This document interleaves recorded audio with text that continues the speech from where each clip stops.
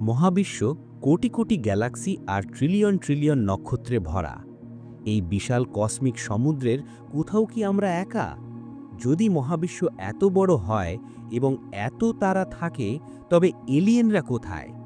কেন আমরা এখনও তাদের কোনো চিহ্ন খুঁজে পাইনি? এটিই হলো বিখ্যাত ফার্মি প্যারাডক্স।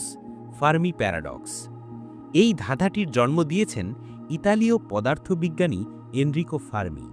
তিনি যুক্তি দিয়েছিলেন, যদি এলিয়েন থাকে তবে এতদিনে তাদের প্রযুক্তি এত উন্নত হওয়ার কথা যে তারা পুরো গ্যালাক্সি কলোনি দিয়ে ভরে ফেলত, অথচ মহাকাশ নীরব।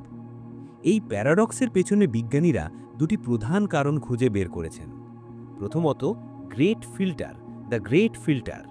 এই তত্ত্ব বলে যে বুদ্ধিমান জীবন বিকাশের পথে এমন একটি অত্যন্ত কঠিন বাধা আছে যা পার হওয়া প্রায় অসম্ভব।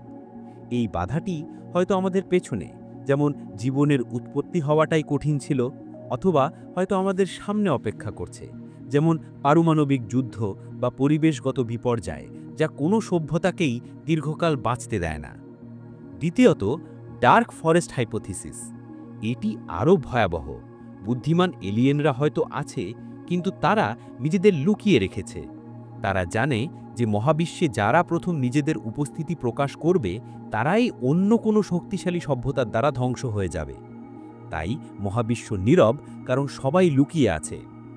আমরা কি মহাবিশ্বের প্রথম বুদ্ধিমান প্রাণী, নাকি আমরা সেই ভয়ানক গ্রেট ফিল্টারের দিকে এগিয়ে যাচ্ছি?